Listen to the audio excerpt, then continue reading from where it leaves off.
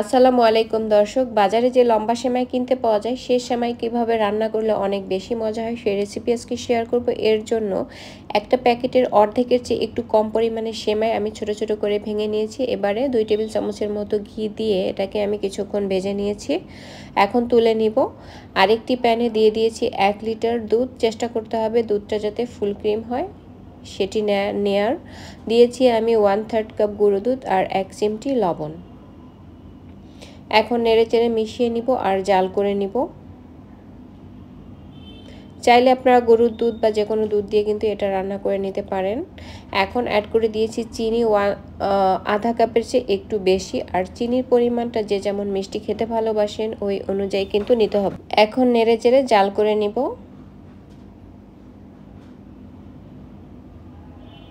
ফাঁকে আমি এখানে কিছুটা কয়েকটা কিশমিশ অ্যাড করে দিয়েছি, আর কিশমিশগুলো একটু প্রথম দিকে অ্যাড করে দিলে কিশমিশটা কিন্তু বেশ ফুলে ওঠে, শেষের দিকে অ্যাড করে দিলে এটা আর অতটা ফুলে না।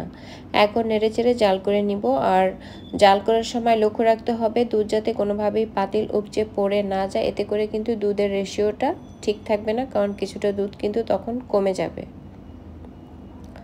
যখন দুধটা ফুটতে শুরু করেছে তারপরেও আমি 4 থেকে 5 মিনিটের মতো জাল করে নিয়ে আমি যে সেমাইগুলোকে ভেজে রেখেছিলাম এক সাইডে সেগুলোকে এখানে দিয়ে দিব। এখন রান্না করে নিব প্রায় 5 থেকে 6 মিনিটের মতো। এর চেয়ে বেশি কিন্তু রান্না করে নেওয়ার কোনো প্রয়োজন হয় না।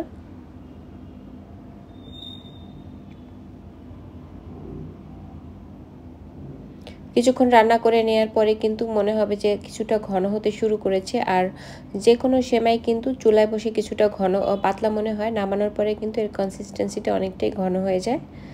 তো আমার প্রায় হয়ে গিয়েছে। এখন আমি নামানোর পূর্বে এখানে অ্যাড করে দিয়েছি 1.5 টেবিল চামচের মতো ঘি। 1 টেবিল চামচের চেয়ে একটু বেশি অ্যাড করেছি, 1.5 টেবিল চামচ না। তারপরে নেড়েচেড়ে মিশিয়ে দিয়ে আমি চুলার জালটা বন্ধ করে দিয়েছি আর তারপরে ঢেকে রেখেছিলাম 10 মিনিট। এখন আমি পরিবেশন করে দেখিয়ে দিচ্ছি কেমন হয়েছে। এই দেখুন আমার সেমাইয়ের কনসিস্টেন্সিটা দেখুন, একদম পারফেক্ট একটা কনসিস্টেন্সি এসেছে। এটি কিন্তু ঠান্ডা হওয়ার পরে আরও একটু ঘন হয়ে যাবে।